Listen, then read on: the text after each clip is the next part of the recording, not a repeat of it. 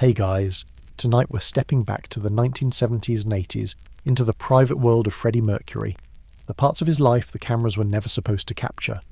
You'll see what it meant to live between two selves, the man the world adored on stage and the one who guarded his truth off it. So before you settle in, take a moment to like the video and subscribe, but only if you genuinely enjoy what I do here. And tell me in the comments where you're listening from. It's always fascinating to see how far these stories travel. Now find a quiet spot, let the room fade to stillness, and listen closely. So let's begin. Stone Town, Zanzibar. September 1946. The air smells like cloves and salt water. A boy is born to Parsi Indian parents who've made a life in this narrow maze of coral stone and wooden doors. They name him Farrokh Bulsara, not the name you know, not yet. His father works for the British Colonial Office.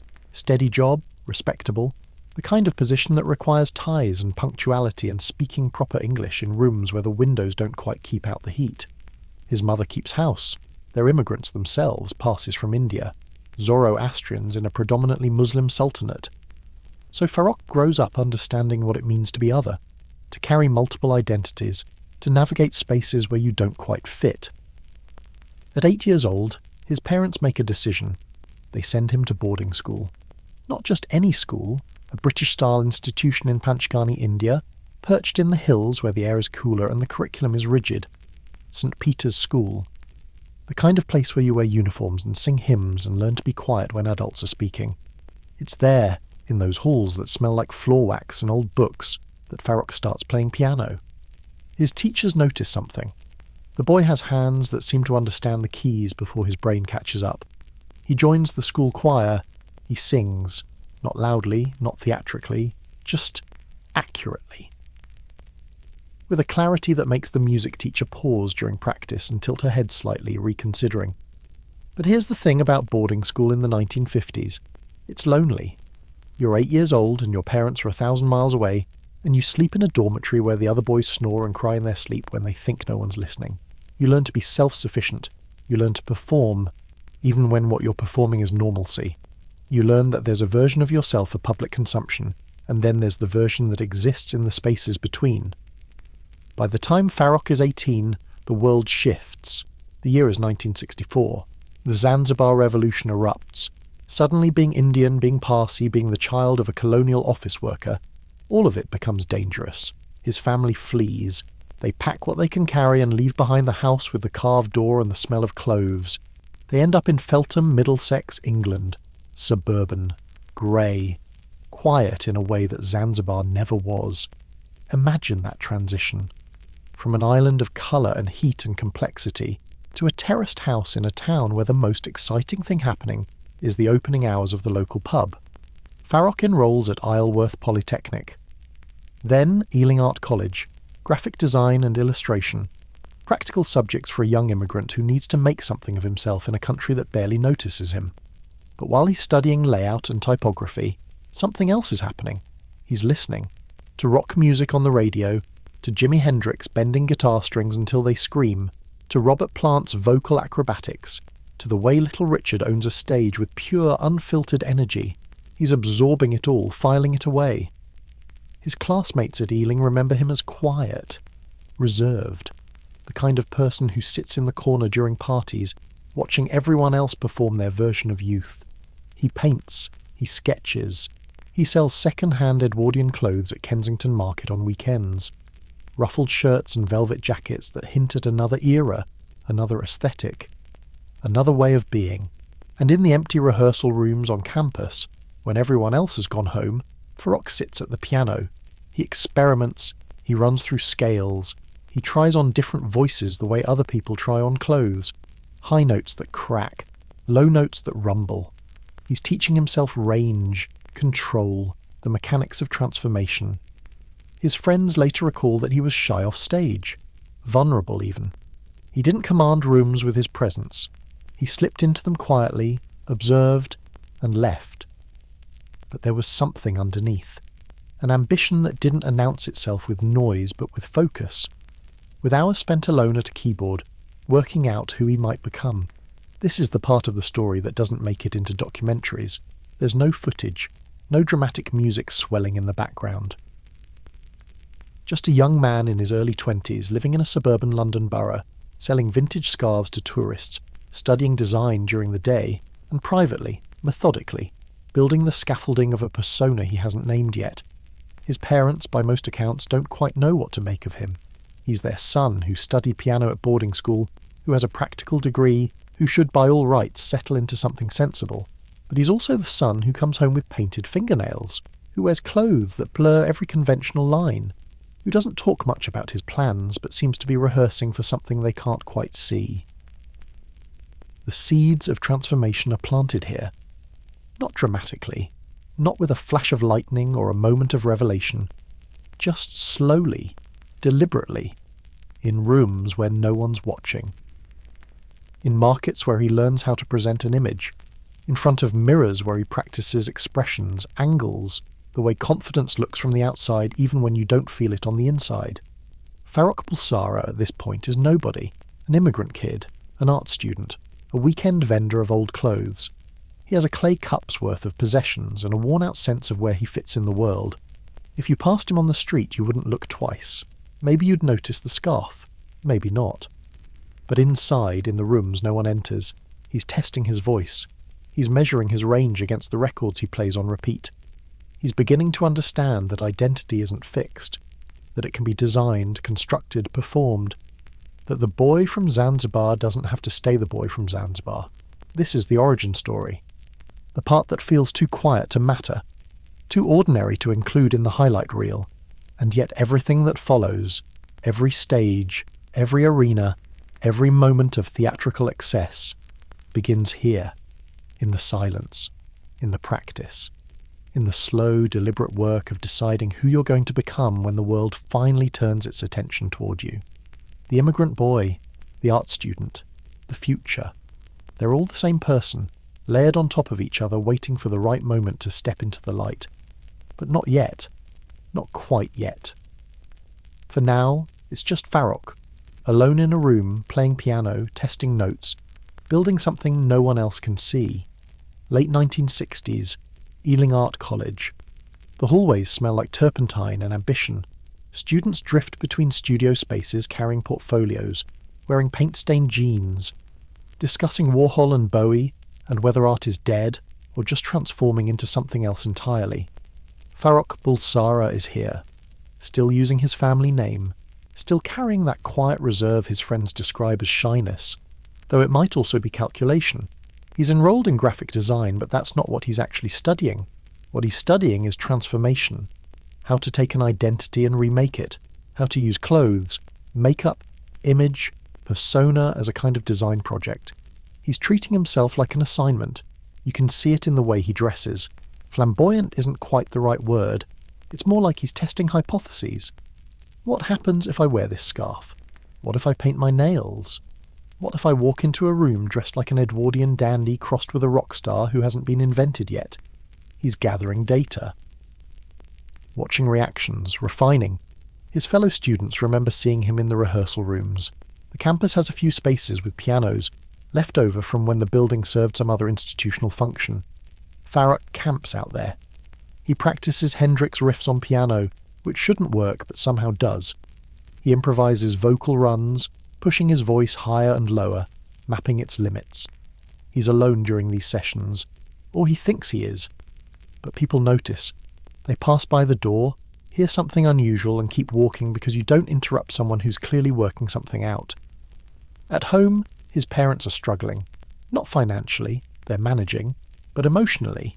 Their son, who they sent to boarding school, who studied piano properly, who has a sensible degree in graphic design, is coming home dressed like... what? Exactly?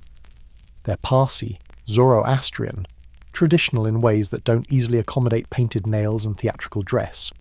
There are arguments, closed doors, the kind of family tension that doesn't make it into biographies but shapes everything. One friend later recalls a joke Farrokh made about his parents asking him to use the back door when visiting. Not because they're ashamed exactly, more because the neighbours might see, might talk, might add this to the list of ways the Bulsara family doesn't quite fit into suburban English respectability. So Farrokh learns another lesson. The performance changes depending on the audience. Front door versus back door, public versus private. The version of yourself you show the world versus the version you show your mother. Meanwhile, he's still working at Kensington Market. Selling scarves and vintage clothes from a stall. It's practical, he needs money, but it's also strategic. The market is where musicians and artists and people inventing themselves congregate. He's building connections, meeting other young men with guitars and ambitions, learning who plays what, who's looking for a frontman, who might be convinced to let a shy art student with a decent voice join their rehearsal. Somewhere in these years he starts thinking seriously about the name. Farrokh Bulsara. It carries weight, family, heritage, his father's respectability, his mother's hope. But it doesn't carry stage presence, it doesn't command. So he begins testing alternatives in his head, trying them on like the clothes he sells. Freddie. That sounds English enough. Casual, friendly. The kind of name that doesn't require explanation. And Mercury, Roman god, messenger, liquid metal, impossible to pin down. The kind of name that announces itself. He doesn't change it legally yet. That comes later. But internally, the shift is happening. He's building a persona the way he'd build a graphic design project.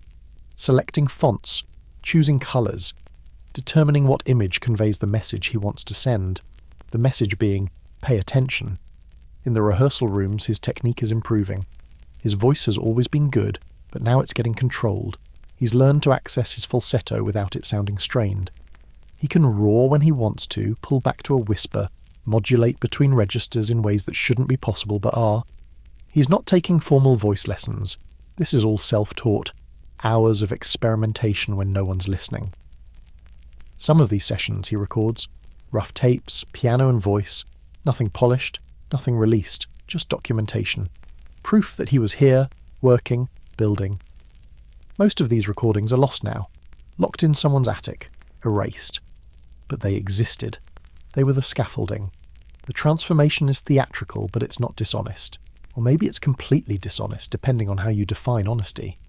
He's not revealing his true self so much as constructing a self that's truer than the one he inherited. Farrokh Bulsara, immigrant son, art student, is real. But so is Freddie Mercury, frontman, performer, icon. They're the same person. They're completely different people. Both things are true. His friends at Ealing watch this happening in real time. Some of them find it fascinating, some find it unsettling. There's something about watching someone deliberately engineer their own identity that feels almost transgressive, like he's breaking a rule everyone agreed to follow without ever discussing it. The rule being, you are who you were born as. You don't get to choose. But Freddie, because that's who he's becoming, even before the paperwork catches up, doesn't care about that rule. Or he cares deeply, which is why he's breaking it so methodically. He's studying himself the way he'd study a design brief. Identifying weaknesses, amplifying strengths, finding the through line between who he was and who he wants to be. By around 1970, the legal change happens. Freddie Mercury. It's official, the paperwork is filed, the old name becomes archival, and with it, a kind of door closes, or maybe it opens, depending on your perspective. This is the unrecorded room, the phase that happens before the story people tell actually begins. The part where you're not yet anybody, but you're working on it. Where the cameras aren't rolling and the biographers aren't taking notes and you're just alone with a piano and a mirror and a growing sense that you're assembling something that might, if you get it right, transcend the circumstances you started with. The vulnerability of it is striking. He's constructing confidence, which means he doesn't have it yet. He's building a persona that will eventually seem inevitable, but right now it's just scaffolding. Wire and hope and hours of practice. If you saw him during these years, you wouldn't see Freddie Mercury, rock legend. You'd see a young man trying very hard to become something he isn't sure exists yet. And that's the moment you weren't supposed to see. The backstage of identity formation, the workshop, the rough drafts, the discarded takes, the version of the story where the hero isn't heroic yet, just determined, where the transformation hasn't happened, but the decision to transform has been made, and that decision, quiet and private and undocumented, might be the most important part of the entire arc. Before Queen, there was Ibex, a Liverpool band, not famous, barely even semi-famous. The kind of group that plays pubs and small venues to audiences of 30 people who are mostly there for the beer. Freddie joins them as a frontman in 1969. He's still figuring out how to be Freddie Mercury. The costume isn't quite right yet. The movements are tentative. The confidence is borrowed.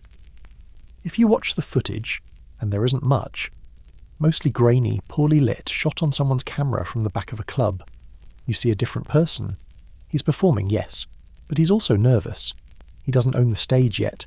He occupies it, but carefully, like someone testing the weight of ice before stepping out fully. The set lists are covers and originals that sound like covers. The band plays loud, fast, unpolished. Freddie's voice is good, but he's still learning what to do with his body. The microphone stand twirls are there in embryonic form, but they're hesitant. He drops the stand once, recovers, keeps going. No one in the audience seems to notice, or if they do, they don't care. They're here to drink, not to witness the birth of a legend. His bandmates in Ibex, and later Wreckage, another short-lived project, describe him as ambitious, theatrical even then. He had ideas about how things should look, how the performance should build, how to command attention. But the gap between vision and execution was still wide. He knew what he wanted to become, he just hadn't figured out how to get there yet. There are audio reels from these shows, bootlegs, someone's tape deck running in the corner of the venue. You can hear Freddie experimenting with ad-libs, talking to the audience between songs, trying different phrasings. Some of it works, some of it falls flat. In one recording, he makes a joke that gets no response. He keeps going anyway. That's what you do when you're learning. You try things, they fail, you adjust. What's striking about these lost gigs is the vulnerability. Later, when he's Freddie Mercury, frontman of Queen, he's untouchable on stage, commanding, magnetic. Every movement is precise, every vocal run is controlled. But here, in these early years, he's just a guy with a good voice and big ambitions, trying to figure out how to turn one into the other. The mistakes are visible. He cracks on a high note. He misjudges the timing on a song transition. He gestures dramatically and it looks awkward instead of powerful. These are the moments that didn't make it into the official story because they're too human, too raw. They don't fit the myth of the born performer who walked on stage fully formed. But that's exactly what makes them important. They show the work, the trial and error, the hours of standing in front of small crowds who aren't particularly impressed, learning what works and what doesn't, learning that confidence isn't something you have, it's something you build, repetition by repetition, show by show, until it becomes reflexive. The venues are small, the Cavern Club in Liverpool, pubs where the stage is barely a platform, clubs where the ceiling is so low that if you jumped you'd hit your head. The audiences are drunk or indifferent or actively hostile. This is not the environment where legends are made. This is the environment where people quit, where they decide that maybe music isn't for them after all, maybe they should go back to graphic design or find a real job or accept that ambition, and reality don't always align. But Freddie doesn't quit. He shows up. He performs. He takes note of what works, the theatrical gestures, the vocal runs, the way certain songs get a response while others die in the air. He's gathering data, building his technique, failing in ways that will eventually teach him how to succeed. His bandmates remember him being demanding. He wanted things done a certain way. Lights, sound, stage setup. Even though they were playing to 30 people in a basement, he treated it like an arena. Some of them found it pretentious. Some found it inspiring. Either way, it was clear that Freddie saw these gigs as practice for something larger. He wasn't content with being a pub band. This was a stepping stone, a workshop, a place to test and refine and fail safely before the stakes got higher. There's a recording from a Wreckage show where you can hear Freddie interacting with a heckler. Someone in the crowd shouts something indistinct. Freddie pauses, then responds with something sharp and quick that gets a laugh. It's a small moment, but it's significant. He's learning how to handle a crowd, how to respond in real time, how to turn hostility or indifference into engagement. These are skills you can't learn in a rehearsal room. You have to be on the stage. You have to be vulnerable. You have to risk looking foolish. The fashion is evolving too. During these gigs, he's wearing tighter clothes. more dramatic outfits, scarves and jewellery. Nothing as extreme as what comes later, but you can see the direction. He's testing how far he can push the image before it breaks. Some nights the crowd responds well. Some nights, they don't. He adjusts, refines, figures out the line between bold and ridiculous, then deliberately crosses it. What's fascinating is that these shows are largely forgotten. They're not part of the official Queen narrative. When people talk about Freddie Mercury's early years, they jump from art school to Queen. But there's this whole phase in between. These lost bands, these small gigs, these mistakes and experiments and moments of awkwardness that humanise him, that remind you he wasn't born a frontman, he became one. Through work, through failure, through showing up in Liverpool pubs and giving everything he had to audiences who mostly didn't care. If you were there in 1969, watching Ibex play to a half-empty room, you probably wouldn't have predicted that the nervous guy with the good voice would become one of the rock's greatest frontmen. You might have thought he had potential, or you might have thought he was trying too hard. Either way, you wouldn't have seen the future. You would have seen a young man in the middle of becoming, unfinished, unpolished, raw. And that's the moment you weren't supposed to see, the developmental phase, the workshop, the version of Freddie Mercury before he was Freddie Mercury. When he was just Freddie, standing on small stages, making mistakes, learning his craft, building the muscle memory that would eventually make his command of an audience look effortless. It's easy to watch the 1985 Live Aid performance and think that's who he always was. But he wasn't. He was this first. The guy who dropped the microphone stand, who cracked on the high note, who stood in front of 30 people in Liverpool and tried to convince them, and himself, that he belonged on a stage, that he could do this, that the transformation was possible, that Freddie Mercury, rock god, could exist if he just kept working. And he did. He kept working. He kept showing up. He kept failing and adjusting and trying again. These lost gigs with Ibex and Wreckage are the foundation, the part of the building you don't see because it's underground. But it's holding everything up. Without it, nothing that follows makes sense. Without this messy, vulnerable, unpolished phase, there is no Queen, there is no legend. There's just a young man with ambitions he never quite figured out how to realise. But he did figure it out, eventually, and these lost shows are proof that even legends have to learn how to be legendary. One small gig at a time, one mistake at a time, one night in Liverpool at a time, building slowly, the person the world would eventually know. But first, being the person only 30 drunk people in a basement ever saw. And that version matters too, maybe most of all.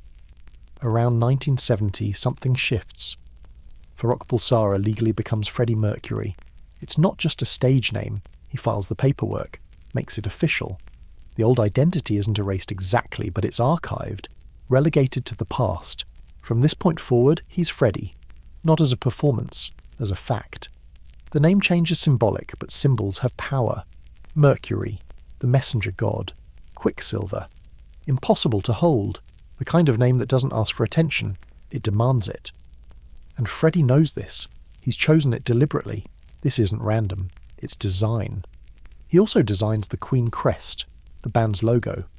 It's his training from Ealing Art College finally applied to something permanent.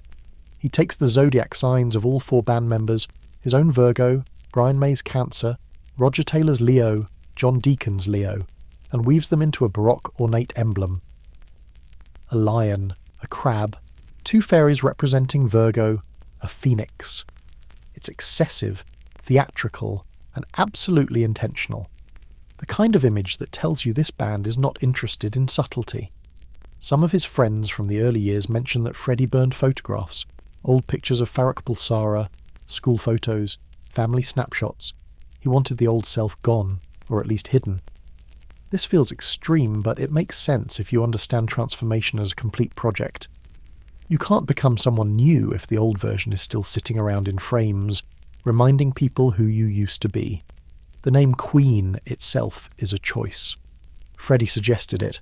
Brian May and Roger Taylor were reportedly uncertain. Too bold, too risky, too something. But Freddie understood what they didn't yet. The boldness was the point. The name had to be undeniable, universal, provocative. It had to suggest royalty, power, and a faint hint of transgression. It had to make people react before they'd heard a single note. His stage movement becomes more refined during this period. The microphone stand, twirls, those would become iconic. Start here. He practices them, works out the physics, how to spin the stand without losing control, how to catch it at the right moment, how to make it look effortless when it's actually the result of hours of repetition. The wardrobe evolves too. Tight suits, androgynous cuts, clothes that blur gender lines in ways that rock music in 1970 isn't quite ready for but will learn to accept because Freddie doesn't give them a choice. There are test shots, photographs taken in studios never published, Freddie trying different poses, different expressions, different versions of confidence. Some of them work, some of them look like someone trying too hard. He keeps the ones that work, discards the rest. This is curation. He's building an image the same way an art director builds an ad campaign. His voice is expanding. He's experimenting with classical intervals, falsetto, the full-bodied roar that will later shake arenas, vocal techniques that shouldn't work together but somehow do when he combines them. His range is becoming absurd. 4 octaves, some people claim. Whether that's technically accurate or not, the point is, he can do things with his voice that most singers can't, and he knows it. This is where it's important to note that the transformation is conscious.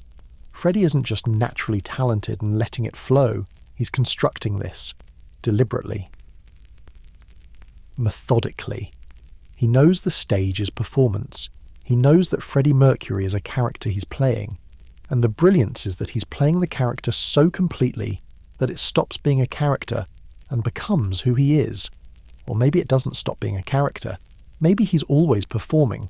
Maybe there's no separation between the persona and the person. Maybe they've merged so thoroughly that asking which is real is the wrong question. Both are real, or neither are. Depends on how you define reality. Brian May and Roger Taylor begin rehearsing with Freddie regularly. The 3 of them, later 4 when John Deacon joins, start to lock in a sound. It's operatic, it's rock, it's excessive and layered and ambitious in ways that most bands aren't even attempting. They're not trying to be the next Beatles. They're trying to be something that doesn't exist yet, something they'll have to invent. The hidden moment here is the blueprint, the deliberate construction of legend. Most people, when they think about Freddie Mercury, think about the finished product. The arena shows, the voice, the presence. But that finished product was engineered, planned, tested, refined. What you're watching during this period is the assembly. The scaffolding is still visible. The rough edges haven't been sanded down yet. But the design is clear. He's becoming an actor playing Freddie Mercury, which sounds like a criticism but isn't. It's strategy. The greatest performers are always actors. They understand that what works in private doesn't work on stage, that you have to amplify, exaggerate, become larger than life, because if you stay life-sized, the audience in the back can't see you. There are moments during rehearsals where the mask slips, where Freddie stops being Freddie and is just a guy in a rehearsal space, working out a chord progression with his bandmates. These moments aren't recorded. They don't make it into the story, but they existed. And they're important because they remind you that underneath the persona is a person who has insecurities and doubts and has to actively work to project confidence. His relationship with the other members of Queen is evolving. Brian May is the guitarist, technically brilliant, classically trained, grounded. Roger Taylor is the drummer, energetic, opinionated, solid. John Deacon, who joins later, is the bassist, quiet, reliable. And Freddie is the frontman, the face, the voice. The person whose job is to command attention while the others do the intricate work of making the music function. This division of labour works because they all understand their roles. Freddie isn't trying to be the guitarist, he's trying to be the reason people can't look away. And in 1970, 1971, he's figuring out how to do that. How to take his ambition and his training and his carefully constructed persona and turn it into something that registers with audiences beyond the 30 people in Liverpool pubs. The transformation is almost complete. Farrokh Bulsara, immigrant kid, art student, market vendor, has become Freddie Mercury, frontman of Queen. The paperwork is filed, the logo is designed, the voice is trained, The wardrobe is assembled. The persona is operational. What comes next is the test. Does it work? Can this constructed identity, this deliberately engineered rock star, actually function in the real world? Can it survive contact with audiences, critics, the music industry, fame? The answer, as it turns out, is yes, but that comes later. Right now, in this moment, it's still just potential, just design, just a young man who looked at himself and decided that who he was wasn't enough, so he built someone new, someone better, someone impossible to ignore, and if you squint, if you look at the old test shots and the unreleased recordings and the early rehearsals, you can see the seams. You can see where Farrokh ends and Freddie begins. You can see the construction. And that's the moment you weren't supposed to see. The blueprint, the decision to become, the work before the legend, the part where magic is revealed to be craft, and craft is revealed to be its own kind of magic. Because making yourself into someone else fully and completely is a transformation as real as any you'll find. And Freddie did it. Legally. Artistically. Completely. He became Freddie Mercury. And in doing so, he made Farrokh Bulsara a footnote, a reference in a biography, a name mentioned only to explain where Freddie came from. But he came from himself. He built himself. And that, more than anything that follows, is the real story. The origin of the legend is just a guy with a plan and the discipline to execute it. Which sounds mundane until you realise how rare that is. How few people actually commit to transformation. How many settle for being whoever they started as. Freddie didn't settle. He rebuilt, from the ground up, name, image, voice, identity, everything. And when he was done, Freddie Mercury existed, ready to become a legend. Which required one more step, walking on stage and proving that the person he'd constructed could actually do what he'd designed him to do. Command, captivate, become unforgettable. That test comes next. But first there's this, the moment of completion, the final adjustments, the last rehearsal before the curtain rises, the breath before the leap, the quiet before the storm, the birth of the persona, the death of the boy from Zanzibar, the deliberate, calculated, brilliant construction of someone who would change rock music forever. Not because he was born that way, but because he decided to become that way, and then did the work, every day, until it was real. Queen is gaining traction. The first album was released in 1973. The second one, Queen 2, is out. Killer Queen is climbing the charts. They're not superstars yet, but they're visible. The kind of visible that gets you BBC sessions, radio appearances, television spots, the opportunity to reach beyond the clubs and into living rooms across the UK. The BBC in the mid-70s has standards. They're the national broadcaster. They have rules about language, about content, about what's acceptable for public consumption. And Queen, specifically Freddie, doesn't particularly care about those rules. He's pushing, testing, seeing how far he can go before someone stops him. One of the sessions includes Stone Cold Crazy. It's fast, aggressive, unpolished in the best way. The album version is good, but the BBC session version is rawer. Freddie ad-libs during the take, adds commentary between verses, makes jokes that aren't quite jokes. Throws in lines that reference censorship, sexual innuendo, the kind of content that makes producers glance at each other nervously. The BBC cuts most of it. The broadcast version is sanitised, family-friendly. What actually happened in the studio, the laughter, the profanity, the moments where Freddie mocks the institution of the BBC while standing inside it, that stays on tape, unreleased, locked away, too raw for radio. These tapes remain unreleased officially for decades. Bootlegs circulate among hardcore fans. If you know where to look, you can hear them. Freddie's voice, unguarded, making fun of censorship, pushing boundaries just because he can. There's something defiant in it, something that says, I know you need me to be polished, but here's what I actually am. The engineers who worked those sessions tell stories later about how Freddie was frustrated with the broadcast format. He wanted total freedom, wanted to perform without constraints, without someone in a booth telling him he couldn't say certain words or make certain gestures.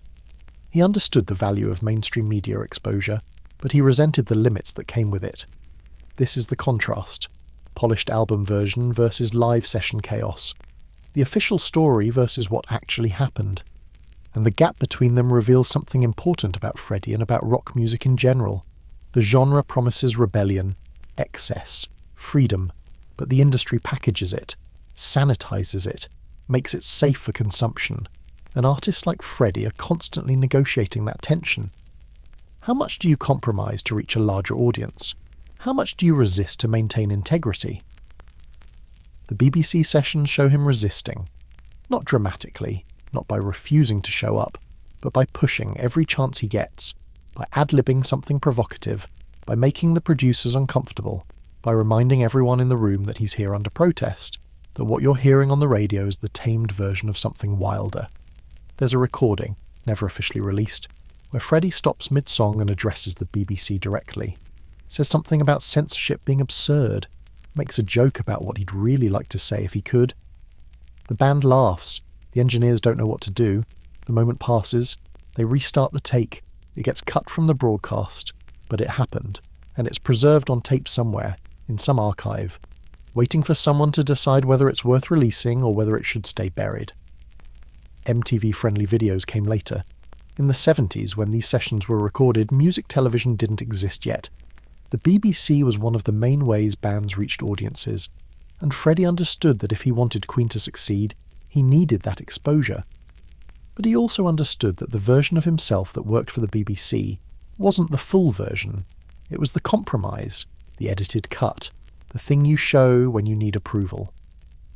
The raw sessions reveal someone defiant, daring, spontaneous in ways that contradict the careful image construction of the early years. It's almost like there are two Freddies. The one who meticulously plans every aspect of his persona, and the one who, when the tape is rolling but the broadcast isn't live, says whatever he wants and laughs at the people who think they can control him. This duality is part of the appeal. He's both controlled and chaotic, both calculated and impulsive, both the architect of his image and the person who occasionally tears it down, just to remind everyone, including himself, that it's constructed. That underneath the polish is something rougher, something less acceptable, something real, or at least realer. The conflict between rock's excess and mainstream media constraints is central to understanding this era. Queen wants success, they want hits, they want to be on the radio and on television and in magazines. But they also want to maintain their edge, their weirdness, their refusal to fit neatly into categories. And that's difficult when the gatekeepers of mainstream success have very specific ideas about what's acceptable. Freddie navigates this by being two things at once: professional when he needs to be, rebellious when he can get away with it.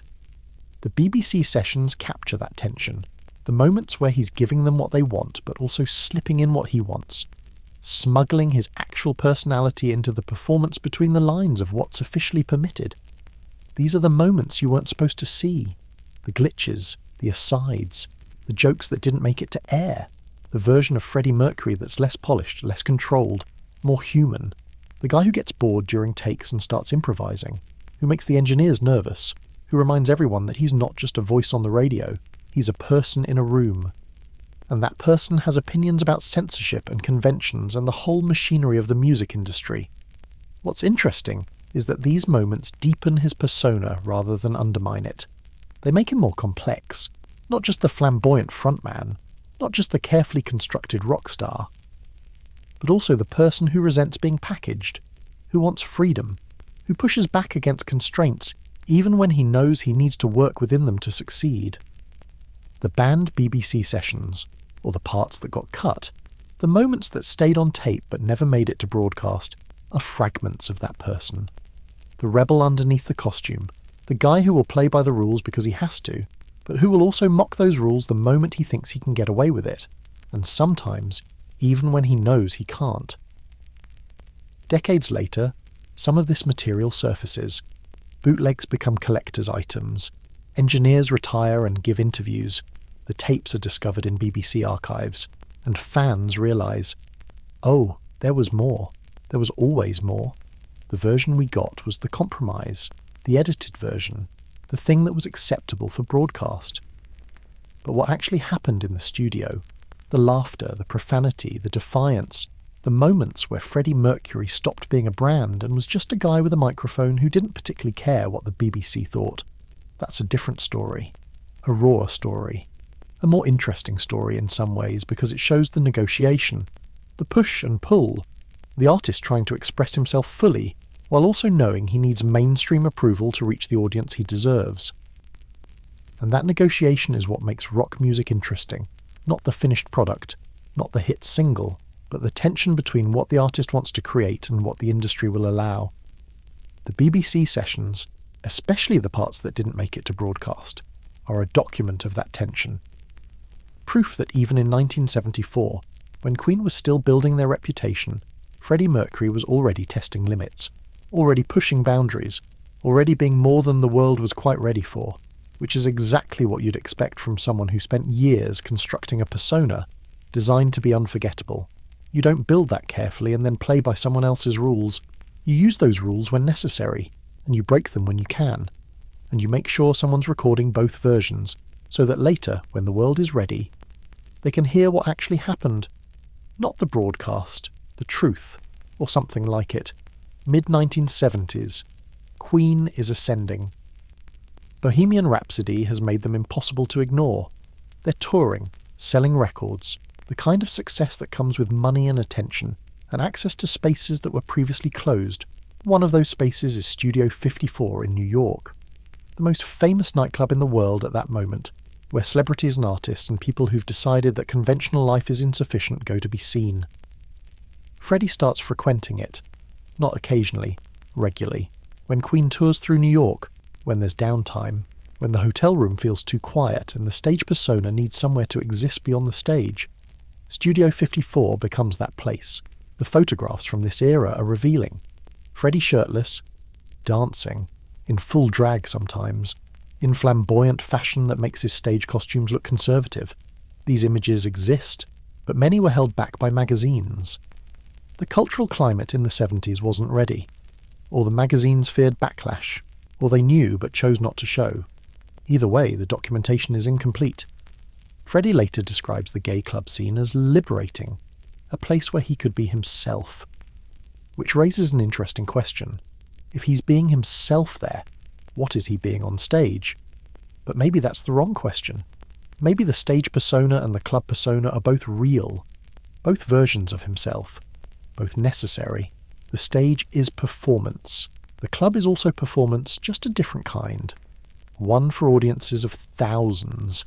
One for audiences of hundreds who already understand what he's signalling. These years include excess, not the romantic kind that gets celebrated in rock documentaries, the messy kind, drug use, cocaine primarily, wild nights that blur into mornings, celebrity hedonism that looks glamorous in photographs but feels emptier when you're living it. Freddie doesn't talk about this much later. When asked, he pivots, changes the subject, talks about the music instead. His bandmates notice changes. During this period, his energy shifts, his priorities adjust. There's tension in Queen, not dramatic blow-ups, but the slow accumulation of small resentments. Freddie is less focused on the band, more focused on the scene. The other members are still committed to music as the central thing. For Freddie, music is still central, but now it's sharing space with something else, a lifestyle, an identity. A freedom he's been chasing since Zanzibar. These shadow years are seldom shown in mainstream documentaries. When they are acknowledged, it's briefly. A mention of New York nightlife, a reference to his sexuality. But the full scope, the excess, the vulnerability, the cost of living two lives simultaneously, that stays hidden, or it's sanitized. Turned into a celebration of freedom without acknowledging the damage. Because there is damage, not immediately visible, not catastrophic, but accumulating. Drug use affects the body, the voice, the mind. The late nights affect rest. The constant performance, whether on stage or in clubs, is exhausting. You're never off. Never just a person in a room. Always Freddie Mercury, even when you're trying to escape being Freddie Mercury by being Freddie Mercury somewhere else. The photographs that do exist show someone radiant, confident, free, and maybe he was. But photographs are selective. They capture moments, not continuities. The moment of joy, not the hours before or after, The moment of connection, not the loneliness that bookends it. The moment of liberation, not the cost of maintaining it. Home videos from this era are highly restricted. Freddie at parties, Freddie with friends, Freddie in private spaces where the public wasn't invited. Some of this footage remains locked, protected by his estate, by people who knew him and who've decided that certain aspects of his life aren't for public consumption, which is their right, but it also means the story we get is incomplete. The wrestle with identity becomes sharper during these years. Rock icon by day, disco figure by night, the two worlds colliding. And Freddie trying to exist in both without letting either one consume him entirely. It's a balancing act, and sometimes the balance fails. His bandmates grow frustrated, not because they judge his lifestyle, but because it's affecting the band. Missed rehearsals, late arrivals, creative disagreements that stem from different priorities. Queen is their focus. Freddie's focus is divided, and you can't make great music when the person at the centre is only partially present. Studio 54 eventually closes. The scene shifts. The moment passes. But the years Freddie spent there leave an imprint. On his music, on his persona, on how he understands himself. The liberation was real. The excess was real. The cost was real. All of it happened simultaneously. You can't separate the joy from the damage. They're woven together. This is the moment you weren't supposed to see. The private after hours, the unguarded version.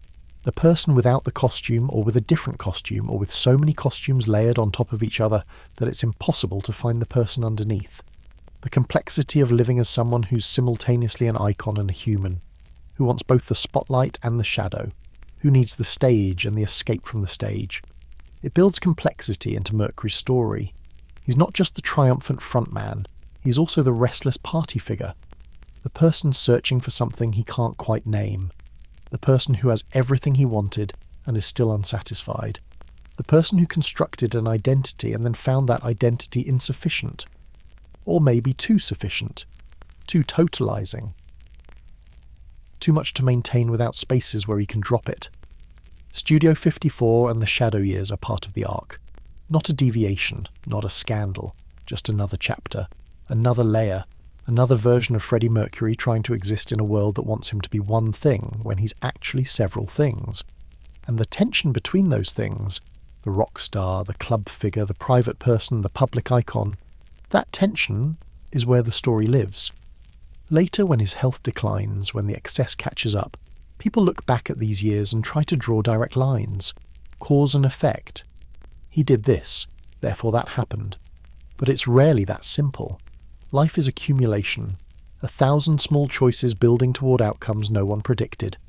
The nights at Studio 54 were part of it, but they weren't the whole story. Just another hidden moment, another aspect of a person trying to live fully in multiple directions simultaneously, and sometimes succeeding, and sometimes paying for it, and always, always performing. Even when the only audience was himself. Munich, Musicland Studios. Queen is recording Hot Space, an album that will mark a departure. Less rock, more funk and disco. The decision is controversial within the band. They're trying something new, chasing a sound that reflects Freddie's club influences. It's ambitious, it's risky. It splits their fan base before the album even releases. Engineer Reinhold Mack is there for the sessions. Years later, in interviews, he mentions tapes, recordings that never made it onto the album. Not because they weren't good, because they were too raw, too personal, too revealing. One particular reel, according to Mack, contains Freddie breaking down. There'd been a fight with his partner. Details are sparse, but the emotion bled into the session. Freddie's voice cracking mid-take, not from technique failure, from grief, from exhaustion, from the weight of maintaining a persona while simultaneously trying to maintain a relationship, while simultaneously trying to create art. It's too much. And for a moment on tape, you can hear it collapse. The line, as Mac recalls it, "Don't leave yet," Freddie's voice barely holding together. Not performing, not projecting, just human, vulnerable. The kind of moment that happens in studios but never makes it to albums because albums are polished. They're the best version of yourself, not the version that's falling apart. Freddie reportedly destroyed the tape the next morning, listened to it, realised what it revealed, and decided the particular piece of honesty didn't need to exist. So he erased it. The story survives through Mac's memory, but the actual audio is gone, lost, deliberately destroyed. This kind of moment is significant because it shows what usually stays hidden, the emotional labour of being an artist. You're expected to create, to perform, to produce material that people will consume and judge. And you're expected to do this while also living a life, having relationships, experiencing loss, dealing with the same vulnerabilities everyone deals with, but your vulnerabilities get recorded, preserved, made permanent, unless you destroy them. The Munich sessions mark a turning point for Queen. Hot Space is not well received. Fans want rock. Critics don't know what to do with a Queen album that sounds like disco. The band's internal tensions grow. Brian May and Roger Taylor are frustrated with the direction. John Deacon is quieter, but he's not enthusiastic either. Freddie is pushing for this sound because it reflects where he is personally. But that doesn't mean it's where the band needs to be commercially. The full tapes from Munich remain locked. Fragments have leaked. Bootlegs exist.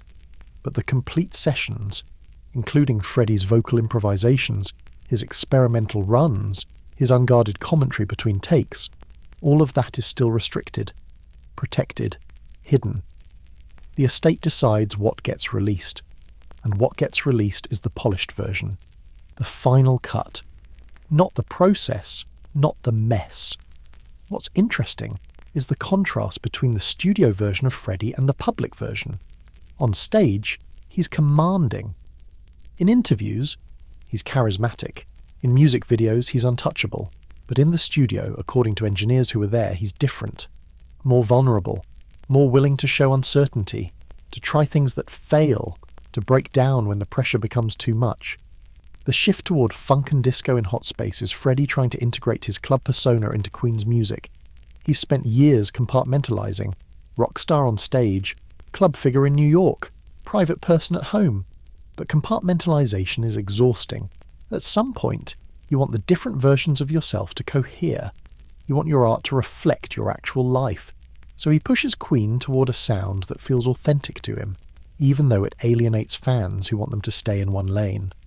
The band resists, not overtly, but you can feel it in the sessions, the creative tension.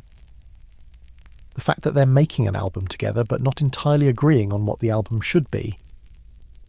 This tension produces some interesting music, but it also frays relationships, makes everyone question whether they're still moving in the same direction. Musically, the Munich sessions show Freddie experimenting beyond rock. His falsetto gets more use. His vocal runs become more extended. There's a looseness in some of the takes that you don't hear on the final album, because the final album has been edited, compressed, made coherent. But the sessions themselves are messy, exploratory, the sound of someone trying to figure out how to express something they don't quite have words for yet. The Munich tapes that survive, the fragments, the bootlegs, reveal a different Freddie. One who's grappling with personal turmoil behind the flamboyance, who's using the studio as a kind of therapy, working through emotions by channeling them into vocals, sometimes successfully, sometimes not, and when it doesn't work, when the emotion is too raw or too personal, he destroys it. Because some things aren't meant to be permanent. Some things are just for the moment, for processing, for release. This is the moment you weren't supposed to see, the private studio breakdown. The voice cracking not from technique but from life. The person behind the performer realizing that the cost of maintaining the image is higher than anticipated. That you can't separate art from life as cleanly as you'd hoped. That everything bleeds into everything else. And sometimes that creates great music. And sometimes it creates tape that needs to be destroyed before anyone else hears it. The Munich sessions are a turning point not just creatively but personally.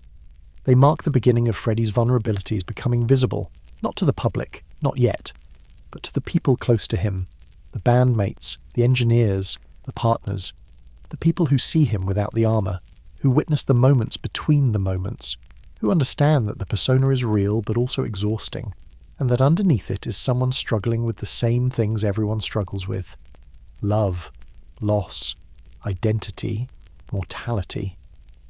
The difference being that when Freddie struggles, it's preserved on magnetic tape in a studio in Munich until he decides it shouldn't be, and then it's gone, erased, as if it never happened. But it did happen. And the people who were there remember, and they tell the story later when enough time has passed that it feels safe to acknowledge that even legends break down.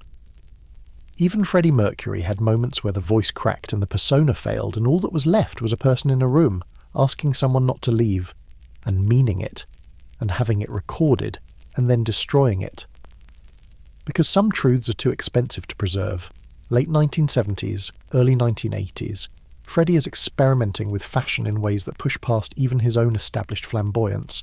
Leather, chains, the moustache, thick, iconic, deliberately masculine in a way that contrasts with his earlier androgyny. The clone look, as it's known in gay culture. Hyper-masculine, a statement. He starts wearing increasingly provocative stage costumes. Leather pants so tight they're basically painted on. Studded belts, no shirt, just a leather jacket and an attitude that says, if you're uncomfortable, that's your problem. This is 1980. Rock music has glam elements, sure, but Freddie is taking it further, making it explicit, making it impossible to ignore. Music videos from this era show him pushing boundaries. The video for Body Language features dancers in minimal clothing, suggestive choreography, imagery that's barely disguised. MTV initially bans it. Too sexual, too explicit, too much. Freddie's response, according to people who knew him, was basically good. If you're not pushing boundaries, you're not trying. But here's the thing. While MTV is banning the video, magazines are suppressing photographs. Images of Freddie in full leather, in drag, at clubs. The documentation exists. Photographers captured it. But editors decide the public isn't ready, or that publishing these images would damage Queen's commercial viability, so they hold them back. Publish safer shots, ones that suggest rather than show. Fashion critics and historians would later note that Freddie was ahead of his time in challenging gender norms, wearing makeup when rock stars were supposed to be rugged, wearing leather and chains when that aesthetic was still largely underground. He was taking subcultural signifiers and putting them on stage in arenas, making them visible to audiences who had never encountered them before. His fashion choices are deliberately provocative, not accidental, not just personal expression, strategic provocation. He knows what he's doing. He's saying, I'm not just a rock star, I'm a gay man. And I'm not hiding it, I'm putting it on stage, in your face, deal with it. The mainstream music industry doesn't quite know how to handle this. On one hand, Queen is commercially successful. They sell albums, they fill arenas, you can't ignore them. On the other hand, Freddie's image is becoming increasingly difficult to package for middle America. The androgyny was one thing, the leather daddy aesthetic is another.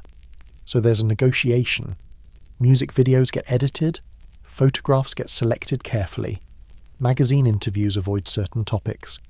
The image that reaches mass audiences is curated, softened, made palatable. Meanwhile, the full version, the unedited photographs, the uncensored videos, the Freddie who exists in gay clubs and private parties, that stays hidden, or semi-hidden, visible to those who know where to look, invisible to those who don't. This sanitization is standard practice in the music industry. You take an artist who's complicated and you simplify them.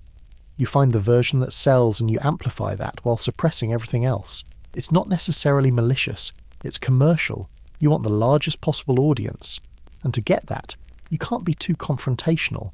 You have to give people an entry point, something familiar, something that doesn't challenge them too much. But Freddie is challenging, by design. His entire career is about pushing past what's acceptable, from changing his name to designing the Queen crest to wearing leather on stage to making music videos that get banned. He's constantly testing limits, seeing how far he can go before someone stops him. And when they do stop him, when MTV bans a video or a magazine kills a photo spread, he adjusts, not by backing down, but by finding another way to push. The unseen photographs from this era show a version of Freddie that mainstream audiences didn't get. More explicitly queer, more aligned with gay subculture than with rock tradition. These images exist in archives, in private collections, in the files of photographers who shot them but never published them.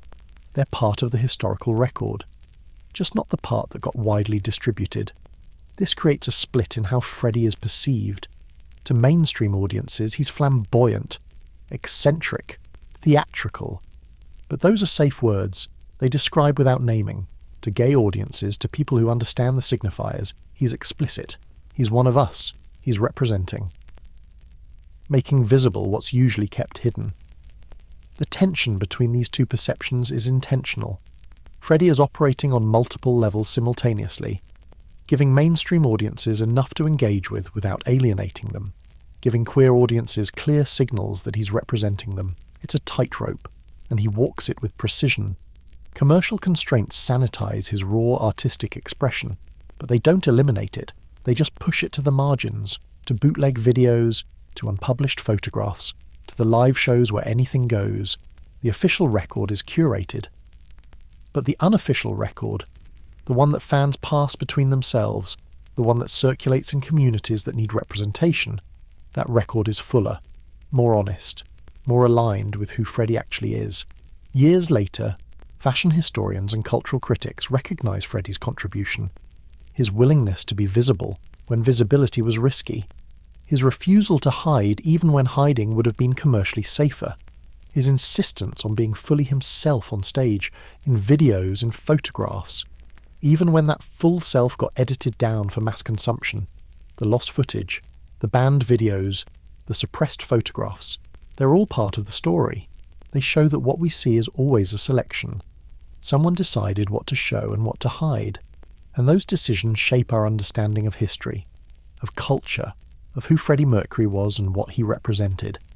This is the moment you weren't supposed to see, not because it didn't happen, but because someone decided you didn't need to see it, that it wouldn't play well in certain markets, that it was too much, too explicit, too challenging, so they kept it back, published the safer version, let the provocative stuff exist in private, in bootlegs, in collections that only surface decades later when the culture has shifted enough that what was once dangerous is now historical. But it was always there. Freddie was always pushing, the industry was always pulling back, and the negotiation between those forces created the public image we know, which is real, but partial, a version of the truth, not the whole truth, because the whole truth included leather and chains and explicit queerness, and imagery that mainstream culture in 1980 wasn't ready to metabolize. So they showed what they could show and hid the rest, until later, when history decided it was ready to look again. Bohemian Rhapsody releases. It's immediately clear this isn't a normal song. 6 minutes long, no chorus, 3 distinct sections, operatic middle. It shouldn't work. Radio stations say it's too long. Record executives are skeptical, but Freddie insists. This is the song. This is what Queen is releasing, no edits, no compromises. The song becomes massive. But what most people don't know is that the version on the album is already edited. The original studio sessions produced something longer, darker, more chaotic. Producer Roy Thomas Baker and the bandmates recall the initial version as borderline unlistenable, which, from Freddie's perspective, might have been the point. Early studio reels contain additional verses, lines about death, existential despair, identity fragmentation, the kind of content that's heavy even by prog rock standards. Freddie wrote these verses, recorded them, then cut them, not because they weren't good, because they were too honest, too revealing, too much. Handwritten lyric fragments survive, lines that didn't make the final cut, references that were too explicit, imagery that was too dark. These fragments are in archives, protected, occasionally mentioned in documentaries but never shown in full, because showing them would change how people understand the song, would make it less mysterious, more tragic. The process of creating Bohemian Rhapsody was excruciating. Multiple studios, months of work, vocal overdubs that required precision and patience, Brian May's guitar solo, the operatic section with its layered harmonies, every element pushed to the limit of what was technically possible in 1975. But underneath the technical achievement is something more personal. Freddie never explained what the song's about, not fully. He gave vague answers in interviews, left it ambiguous, Let people interpret. But the people who were in the studio remember him being emotionally raw during recording, taking breaks, starting over, wrestling with something. The line, "Mama just killed a man," is widely analysed. Is it literal? Metaphorical? About identity? About sexuality? About the death of Farrokh Bulsara and the birth of Freddie Mercury? Freddie never said. And that ambiguity is part of the song's power. It means something different to everyone who hears it. But the early version, according to those who heard it, was less ambiguous, more explicit. It laid bare whatever Freddie was working through. And that explicitness made him uncomfortable, made him realise that art requires a certain amount of concealment, that you can reveal, but not too much, that you have to leave space for the audience. Otherwise it stops being art and becomes confession. So he cut verses, removed references, made the song more abstract, turned confession into mythology, and in doing so, made it universal. People hear their own struggles in Bohemian Rhapsody because Freddie removed the specific details that would have anchored it to his personal experience. He made it about everything by making it about nothing in particular. This is a masterclass in artistic restraint. The first instinct is to include everything, to say exactly what you mean, but great art often comes from knowing what to leave out.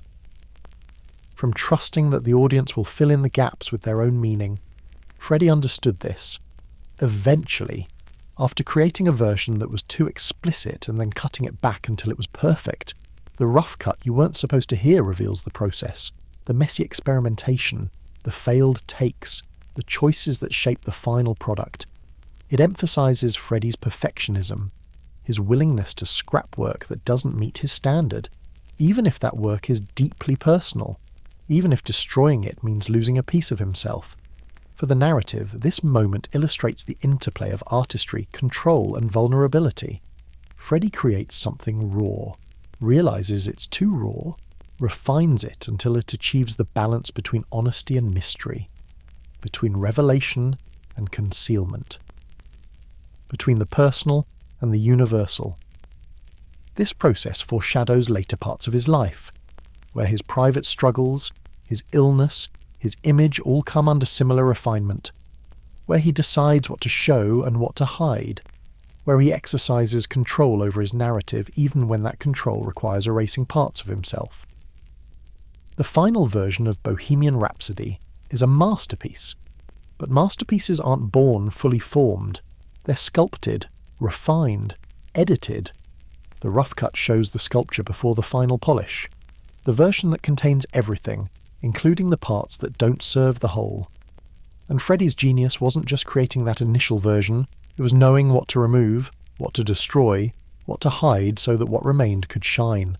This deepens appreciation for the final product. Knowing that underneath is another version, a rawer version, a version that Freddie looked at and decided wasn't ready for public consumption.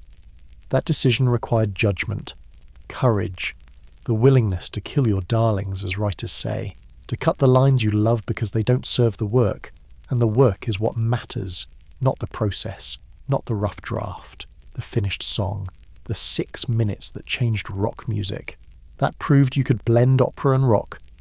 That proved a song without a chorus could dominate radio. That proved Freddie Mercury's vision was correct, even when everyone else doubted. But beneath that finished song is the rough cut. The borderline unlistenable version, the too honest version, the version with the extra verses and the explicit references, and the confession that was too naked to preserve. That version is gone, destroyed or locked away, but it existed, and it shaped everything that followed. Because you can't create the masterpiece without first creating the mess, and Freddie was willing to create the mess, to sit in it, to wrestle with it, and then to burn it, to leave only what deserved to survive. That's the moment you weren't supposed to see.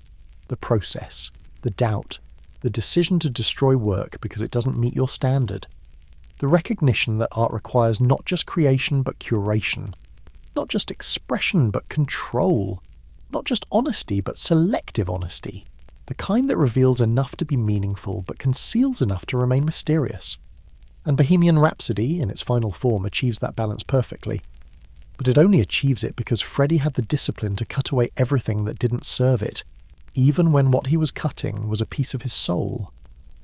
Hot Space releases. The response is harsh. Critics call it a misstep. Fans are confused. Where's the rock?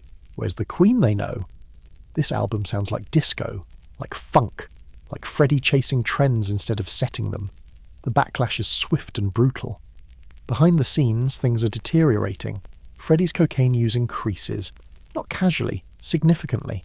The kind of use that affects performance, that changes how you show up to work, that makes you unreliable in ways that didn't exist before. There are live gigs during this period where Freddie is visibly compromised. Slurring words, fatigued, missing cues. Some of this is caught on bootleg recordings. Grainy audio, unstable video, the kind of documentation that circulates among hardcore fans but never gets official release. Because it shows something the band's management doesn't want shown. Vulnerability. Decline. The human cost of excess. Management suppresses clips. Talks to venue operators. Ensures that certain footage doesn't make it to broadcast. This is standard practice in the music industry. You protect the brand, you maintain the image. If the star has an off night, you don't let that become the story. You bury it, move on, hope people forget. But Freddie knows.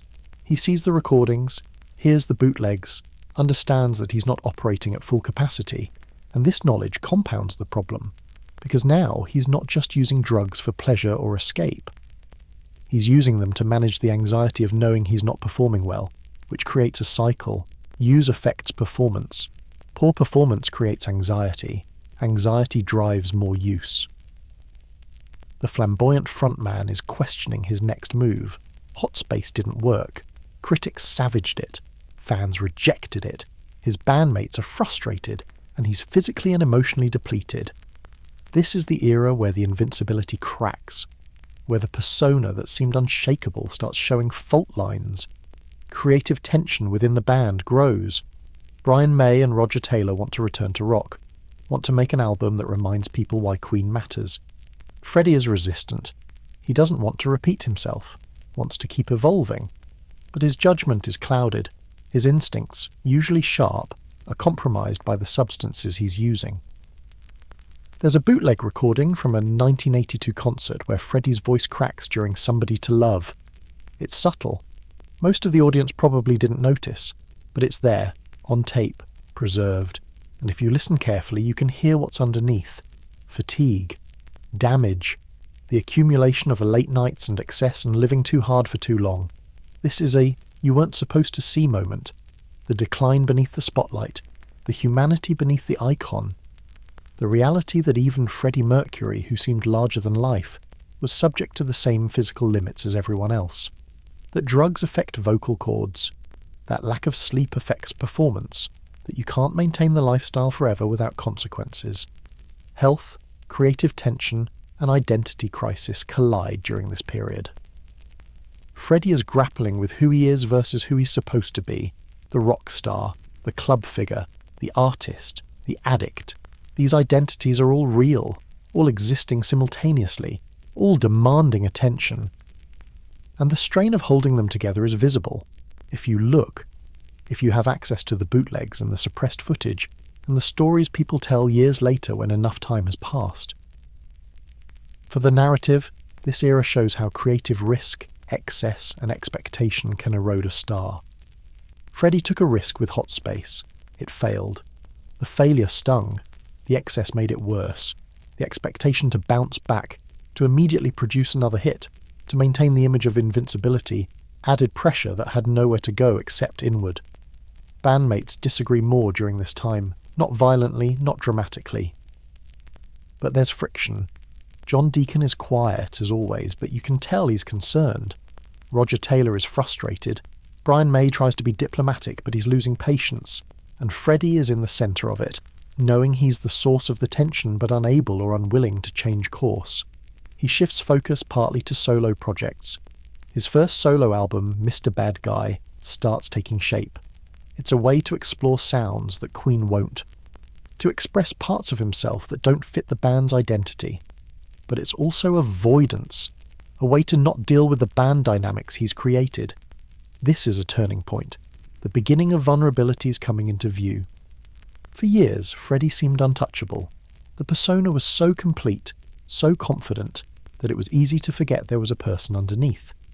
But during the hot space era, the person becomes visible, struggling, making mistakes, dealing with consequences. It adds complexity to his story. He wasn't invincible. He was human, chasing thrills, making poor decisions, dealing with addiction, wrestling with creative frustration, experiencing the gap between ambition and reception, all the things that make someone real rather than mythological. The cocaine years aren't glamorous in retrospect. At the time, maybe they felt like freedom, like rebellion, like taking control of your experience. But looking back, with access to the bootlegs and the testimonies and the suppressed footage, they look like what they were: decline.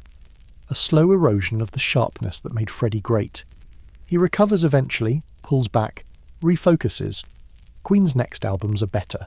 The band regains its footing. But the scars from this period remain. The knowledge that he's fallible, that excess has costs, that the persona can slip, that underneath the stage presence and the confidence and the flamboyance is someone vulnerable to these same destructive patterns as anyone else. This section sets up what follows: the health issues, the secrecy, the mortality.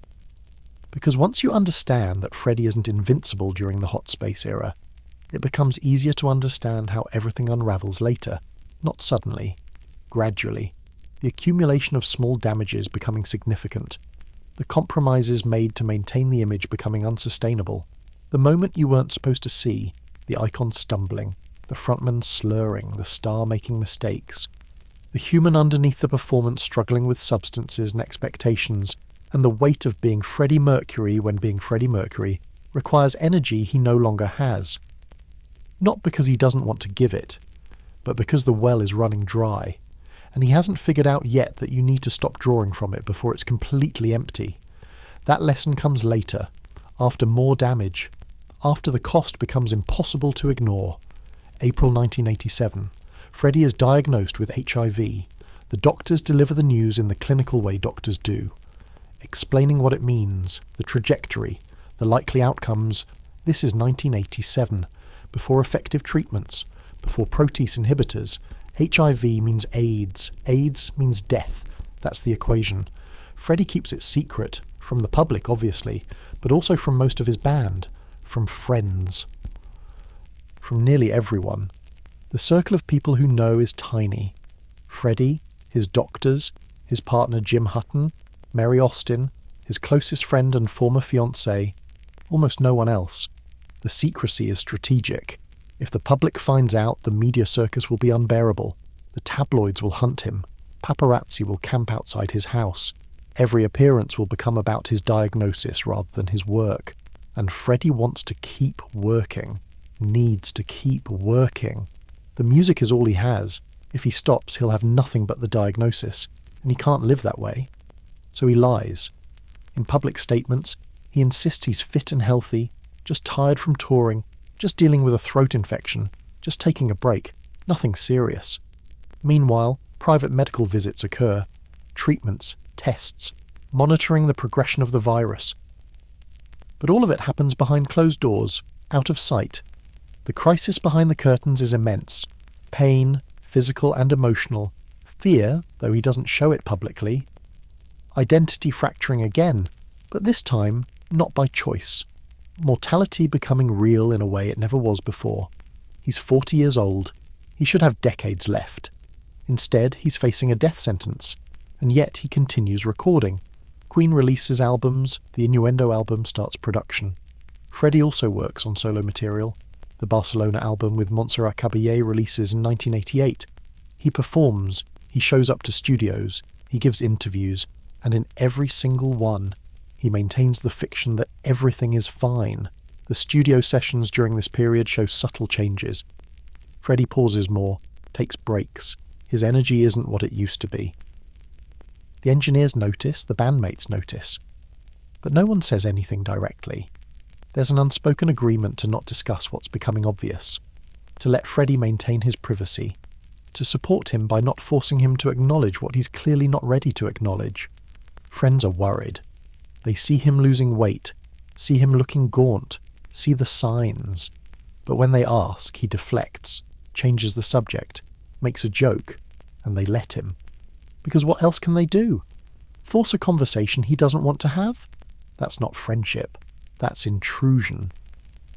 The you weren't supposed to see moment is exactly this. The superstar facing mortality without letting the audience know. The gap between the public image and the private reality widening until it's a chasm. Freddie on stage or in videos looking confident and healthy. Freddie at home, dealing with illness, managing symptoms, confronting the future. This builds tension, the internal battle between image and reality. He's spent his entire career constructing a persona. Now that persona is being challenged not by critics or bandmates or the industry, but by his own body, by a virus that doesn't care about image. That can't be performed away or controlled through design. The cultural context makes it worse. AIDS stigma in the late 80s is severe. People with AIDS are pariahs, blamed for their own illness, cast as moral failures. The gay community is reeling. Freddie knows that if his diagnosis becomes public, he'll become a symbol, a cautionary tale, the flamboyant rock star who lived too hard and paid the price. He refuses to become that story. Rock star excess is part of the equation. Freddie lived excessively. Studio 54, drugs, casual encounters, all the things that the media will point to when the diagnosis eventually becomes public. All the ways they'll say, see, this is what happens, he brought it on himself. But that narrative is cruel and incomplete. Yes, Freddie lived excessively. But so did countless other rock stars who didn't get HIV. The virus doesn't care about your fame or your talent or whether you're a good person. It's biological, not moral. But try explaining that to a culture looking for someone to blame. Media speculation begins even though Freddie hasn't confirmed anything. Tabloids run stories. Is Freddie Mercury sick? Photos of him looking thin. Quotes from unnamed sources. The press is circling. Freddie maintains the lie, continues denying, continues working, continues living as if the diagnosis doesn't exist. The emotional toll is staggering. Imagine knowing you're dying, knowing the world will eventually find out, knowing that when they do, your legacy will be contaminated by stigma, knowing that the thing you built so carefully, the persona, the image, the icon, will be reduced to a diagnosis, and having to perform normalcy anyway, having to smile in interviews, having to pretend you're fine when you're not fine, when you're as far from fine as possible. This is the tragic turning point. The hero's narrative shifts from triumph to tragedy, from the story of Freddie Mercury, rock legend, to the story of Freddie Mercury, AIDS victim. And Freddie fights that shift with everything he has. He refuses to become a victim, refuses to let the diagnosis define him, continues making music. Continues being Freddie, as long as he can.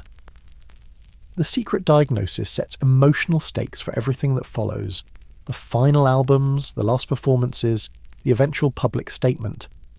All of it is shadowed by knowledge that Freddie has but the audience doesn't. He's performing while dying, creating while deteriorating, maintaining an image while his body betrays him, and the audience for years doesn't know. They see the albums, the videos, they hear reports that he's tired or sick, but they don't know the truth.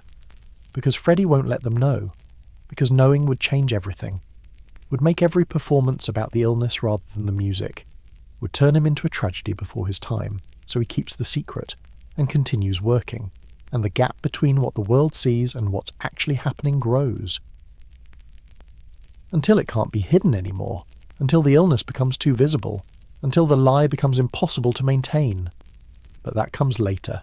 For now, in 1987, 1988, 1989, it's still hidden, still private, still his secret.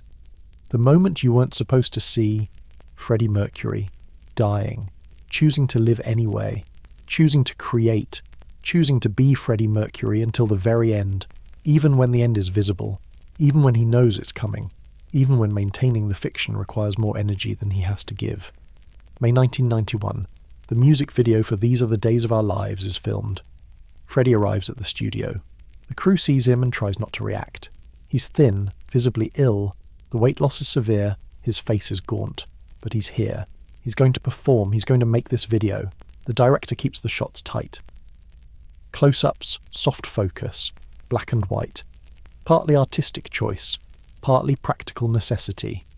You can't shoot wide angles, can't have harsh lighting, because if you do, the audience will see exactly how sick he is. And that's not the story this video is telling. Between takes, Freddie collapses. Not dramatically, he just sits. His energy is gone. Makeup artists rush in, touch up his face, cover the signs, make him camera ready again.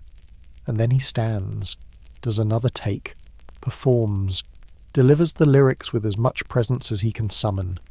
There's behind-the-scenes footage, less of it released publicly. What exists shows the physical toll, shows him pausing, resting, gathering strength for the next shot. The crew is quiet, respectful, knowing they're witnessing something significant but not wanting to make it worse by acknowledging it.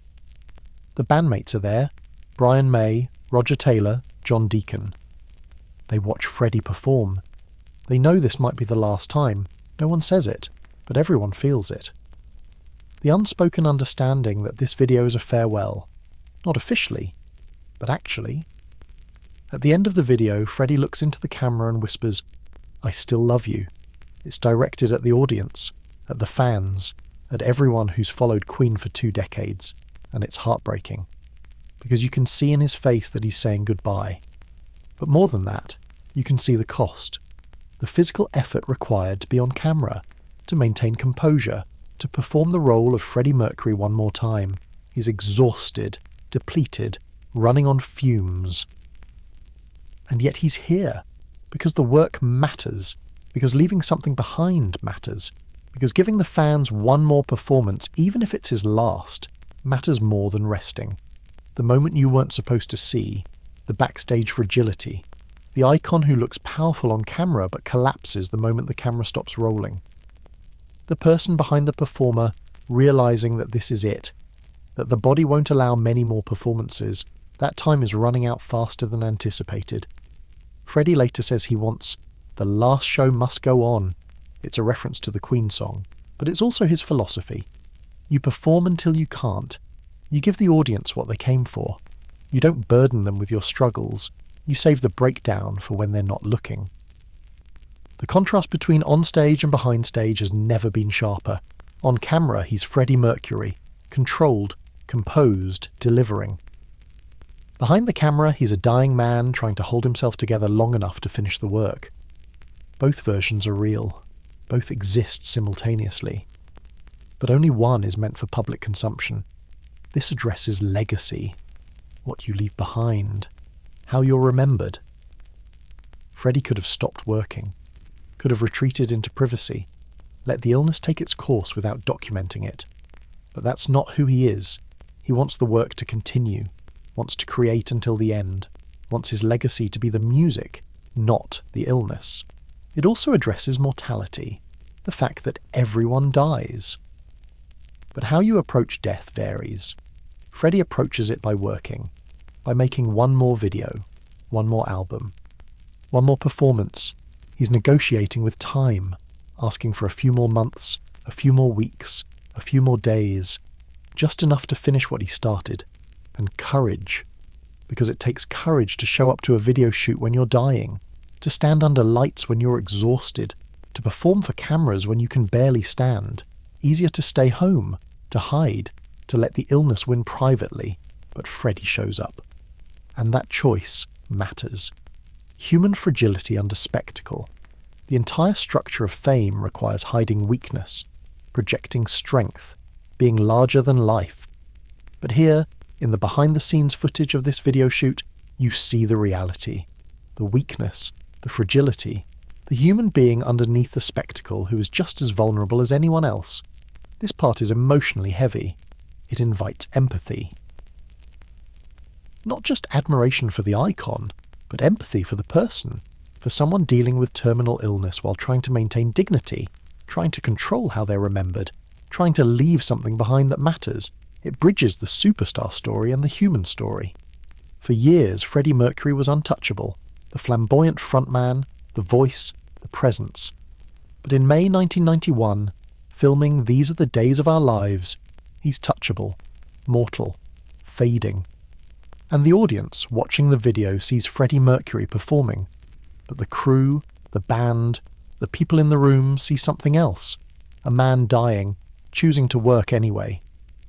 This sets up the epilogue, the final months, the public statement, the death. Because after this video there's not much more. Freddie makes it through a few more months. Records vocals for what becomes the Made in Heaven album. But this video is effectively the last public performance, the last time fans see him, and he knew it, and he showed up anyway. It ensures the audience isn't just celebrating the myth, it's confronting the man, the person who faced mortality with courage and grace and stubbornness, who refused to let illness define him, who worked until he couldn't work anymore, who gave fans one last image of Freddie Mercury looking into the camera saying, "I still love you," meaning it, and then collapsing off camera because that's what it took to deliver that moment. That's the part you weren't supposed to see, the collapse, the fragility, the cost of maintaining the image when the body is failing. But it happened. The crew witnessed it. And now, decades later, the story circulates, reminding everyone that even legends are human. Even icons deteriorate. Even Freddie Mercury, who seemed invincible, was mortal. And mortality came for him the same way it comes for everyone, with no regard for talent or fame or the persona carefully constructed over decades. Just time running out, and a person trying to use what's left as meaningfully as possible. Garden Lodge. Freddie's home in Kensington, London. He purchased it in 1980, spent time and money making it his sanctuary. High walls, private garden, a place where he could exist without performing, without being Freddie Mercury the icon. Just Freddie. The person. There's 8mm footage, filmed by Jim Hutton, Freddie's partner during his final years. The footage shows Freddie doing ordinary things, gardening, watering plants, feeding his cats. He had several. Love them deeply, name them elaborate names, talk to them like friends. In the footage he's gentle, calm, laughing quietly at something one of the cats does, planting flowers in the garden, moving slowly because by this point his energy is limited. But he's content, or as content as someone can be while dying. He's created a space that feels safe, private, his. Most of this footage remains unreleased. Only about 2 minutes have been shown publicly. The rest is locked away. Mary Austin, Freddie's closest friend and the primary inheritor of his estate, controls access. She's decided that certain aspects of his private life should remain private. That not everything needs to be consumed by the public. This decision is significant. In an era where everything is documented, where privacy is nearly obsolete, where fans feel entitled to every detail of their idols' lives, Mary Austin is saying no. You don't get to see everything. Some moments belong only to the people who experienced them. The moment you weren't supposed to see, the everyday life of the legend. Not the stage performances, not the videos, not the interviews, but the quiet hours, the domestic routine, the version of Freddie that existed when no one was watching, or when only one person was watching, camera in hand, documenting, not for posterity but for memory. This footage humanizes him fully. Shows that he wasn't always performing, that there were hours, maybe days, where he was just a person living in a house with his partner and his cats, tending a garden, enjoying small pleasures, existing without spectacle. The contrast between this and stadium shows is stark. At Wembley Stadium in 1986, Freddie commanded 70,000 people. On stage, he's electric, impossible to look away from, larger than life. But in Garden Lodge, feeding cats, he's life-sized, quiet, human. And both versions are real, both essential to understanding who he was. It raises questions about what we choose to see of our heroes.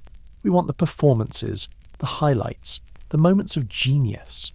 But do we want the mundane, the ordinary, the hours where nothing significant happens?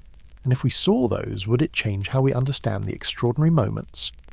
Maybe seeing Freddie feeding cats makes his stage presence more impressive, because it shows the range, the ability to be both domestic and legendary, to contain multitudes, to be comfortable in a garden and comfortable in an arena. Most people struggle to be one thing fully. Freddie managed to be several things, each completely authentic in its context. The Garden Lodge footage also represents the end of the transformation. He started as Farrokh Bulsara, became Freddie Mercury, became a rock god, and then, at the end, became just Freddie again. Not publicly, but privately, in his home, with his partner, with his cats. The persona dropped because there was no audience requiring it. This provides closure before the actual end, a glimpse of peace, of someone who lived intensely finding a moment of quiet, who performed for millions finding satisfaction in performing for no one, who was always on finding a space to be off. It reminds the viewer that identity exists beyond image, that the carefully constructed persona was real, but so was the person underneath. The one who liked gardening, who loved cats, who wanted a high wall around his property not because he was aloof, but because he needed privacy, needed a space where he wasn't Freddie Mercury, where he was just Freddie. The cats are significant. Their names, Delilah, Goliath, Lily, Miko, Oscar, Romeo, Tiffany, others. He dedicated his solo album to them, wrote songs about them.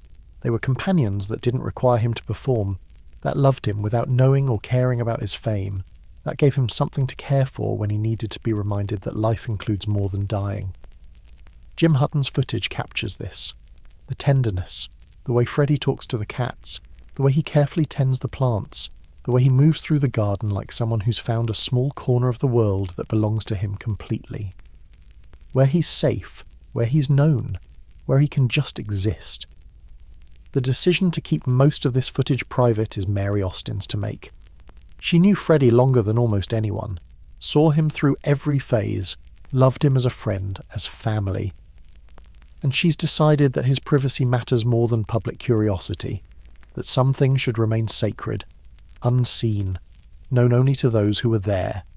This is the opposite of everything modern fame demands. Now, celebrities document everything, share constantly, let fans into every corner of their lives. Freddie's final years represent a different model, one where the line between public and private still exists, where not everything is content, where some moments are just moments, not material. The Garden Lodge footage that does exist is poignant. 2 minutes of Freddie being himself. No makeup, no costume, no performance, just a man in a garden with his cats, smiling, calm, at peace, or as close to peace as possible while knowing time is short. It shows that even after everything, the transformation, the fame, the excess, the diagnosis, he found something simple that mattered. The garden, the cats, the quiet, the everyday rituals that ground you when everything else is falling apart. This is identity beyond image. Freddie Mercury was an image, a carefully constructed icon. But Freddie was also just a guy who liked cats, who wanted privacy, who found comfort in routine, who, at the end, stripped away everything unnecessary and kept only what mattered.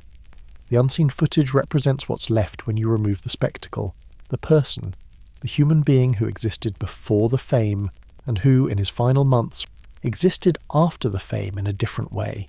Not forgotten, not diminished, just private, hidden, protected by people who loved him and who decided that this part of his story didn't need to be shared.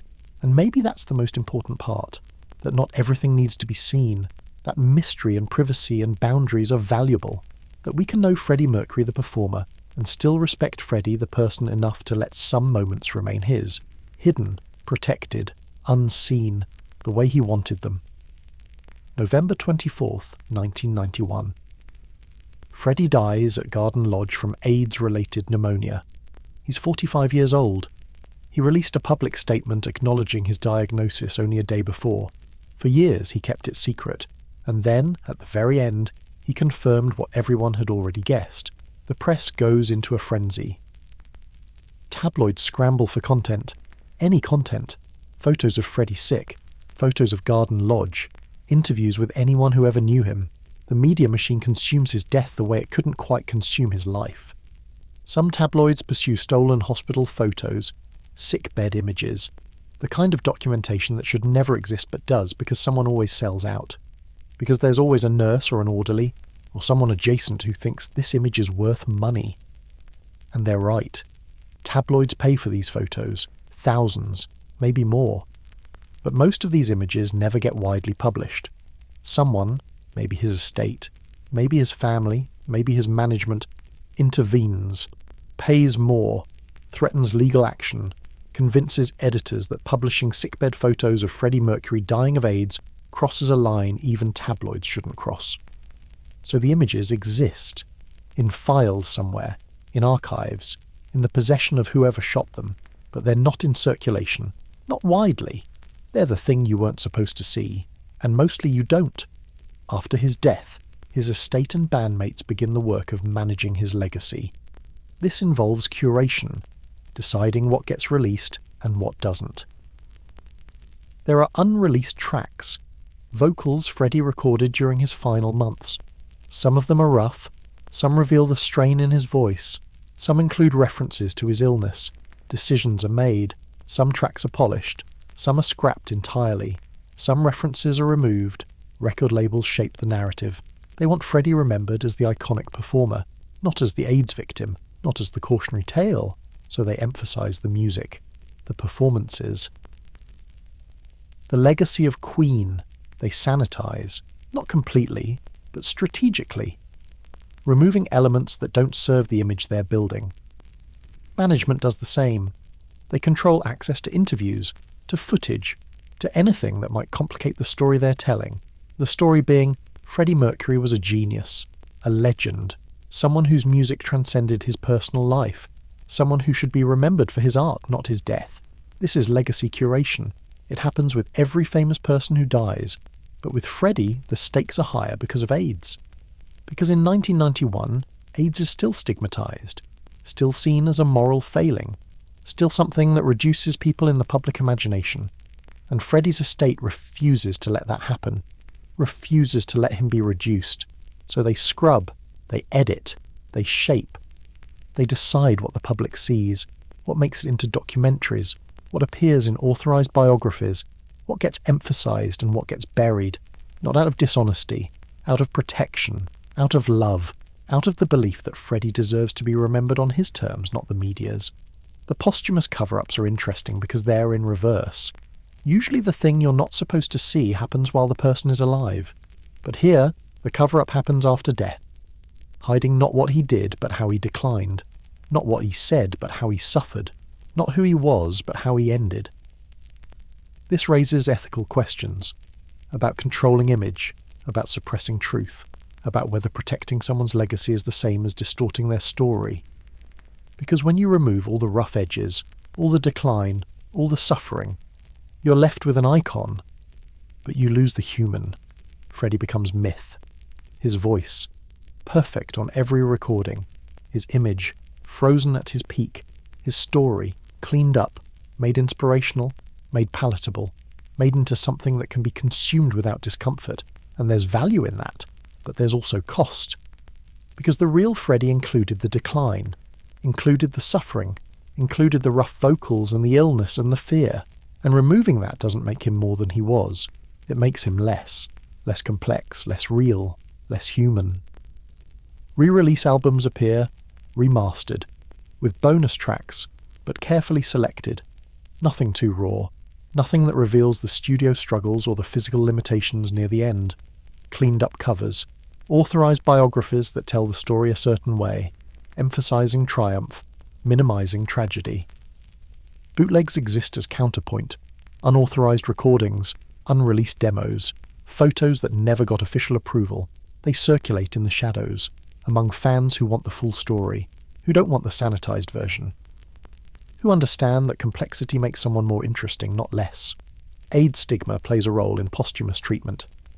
In 1991, admitting someone died of AIDS is admitting they were gay, or used drugs, or engaged in behaviours that conservative culture condemns.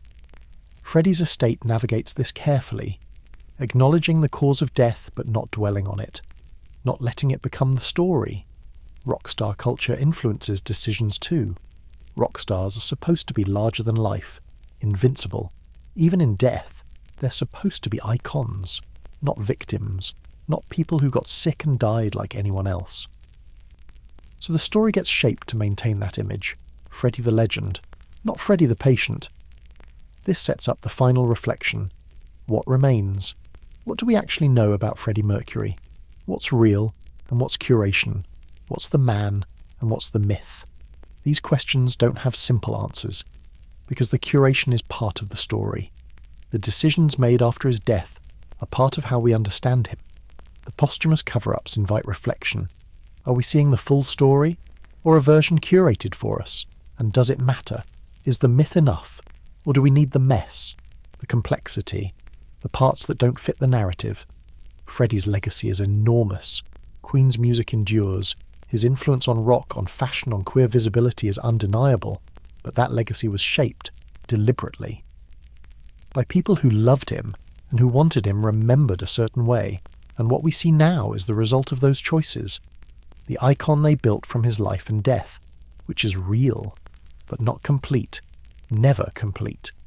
The moment you weren't supposed to see, the posthumous decisions, the scrubbing, the curation, the way legacy gets built through selective emphasis and deliberate omission, not dishonestly, but strategically, to protect, to honour, to ensure that what survives is the best version, the version that does justice to the person while also serving the myth.